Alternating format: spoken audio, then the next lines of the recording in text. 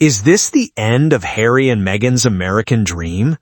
Having settled in California in the aftermath of their dramatic decoupling from the royal family in 2020, the Duke and Duchess of Sussex announced a partnership that appeared to set a clear destination for their new lives outside the House of Windsor.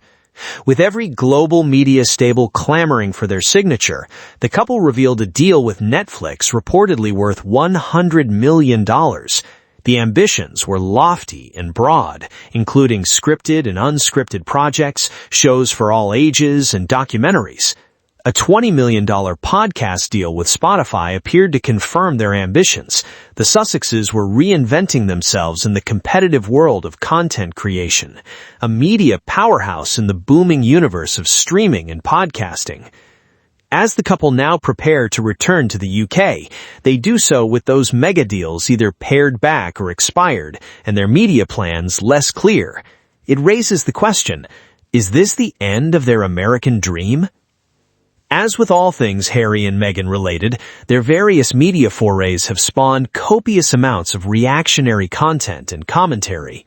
Each appearance, commission, and production has been dissected. There have been blockbuster hits, much publicized misses, and some brutal reviews along the way. For Harry, the pull of returning to the UK, if perhaps not permanently, has been clear for a while. He says he loves his country, and in an interview with The Guardian last year, he admitted he hankered for home. "I have always loved the UK, and I always will love the UK. It's been good to reconnect with the causes I am passionate about. I have been able to spend some time with people that I have known for so long. It's hard to do it from far away." Perhaps more so recently because his father, King Charles, has been ill. And on the work front, it hasn't been easy either. 6 years in the content game offers a case study in how difficult it can be to negotiate the shifting sands of a transformed media landscape. So difficult that even a Hollywood actor and a British prince are not guaranteed to succeed. Those years have proved there is one bankable aspect of the Sussex brand. Their relationship with the royal family continues to be devoured on an industrial scale.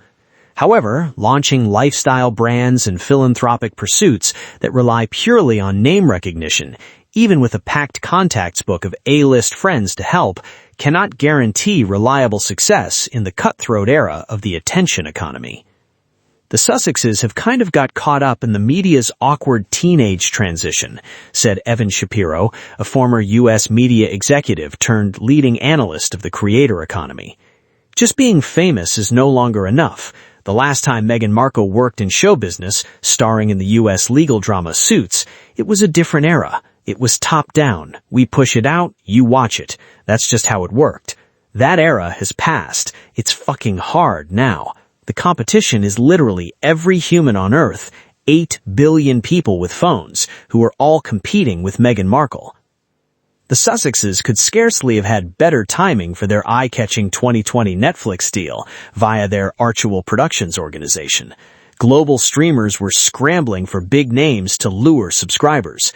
The pair were in demand, talking with the likes of Disney and Apple before the Netflix deal was signed. Spotify was also pursuing big-name deals when it secured the Sussexes. While the Netflix announcement talked of a raft of potential projects, the greatest prize was always the story of the Sussexes' relationship with the royal family.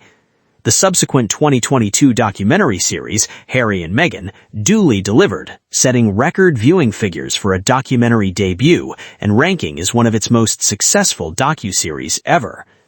Other Netflix projects featuring the couple followed, including the Live to Lead interview series, Harry's polo documentary, and 2 series of the cooking and lifestyle show With Love, Meghan.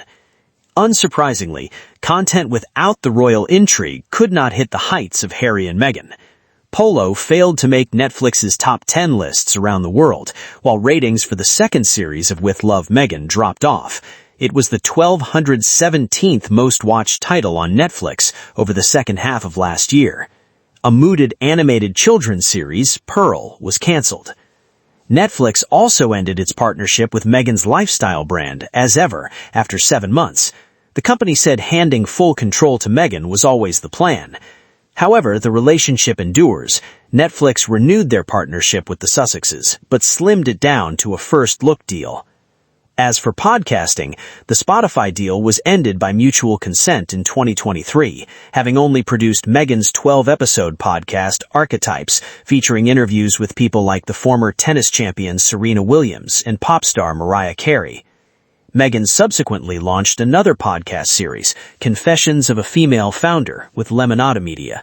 Only 9 episodes were made. She revealed last year that there would be no second series, saying she was focusing on As Ever. In line with all of Harry and Meghan's exploits, there have been some acerbic assessments of their media production efforts. Most notably, the Spotify executive Bill Simmons called them fucking grifters after the company's deal with them ended. Less incendiary industry analysts point to the significant timing.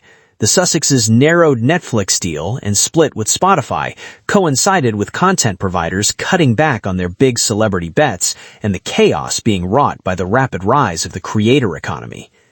"This isn't a story about nobody being interested in them," said Matt Navarra, a social media consultant who has worked with broadcasters. "It's quite the opposite. They can generate attention almost on demand. The harder thing is converting attention into a repeatable media proposition." Harry and Meghan arrived in Hollywood with almost every advantage imaginable, but audiences now effectively have infinite choice. They don't care about how expensive the deal was or how famous the person is. I think that's one of the brutal lessons of the new media world, that fame can buy you the first click, but only the content earns the second. Their original Harry and Meghan series was pretty much a blockbuster. What they've struggled with is repeatability.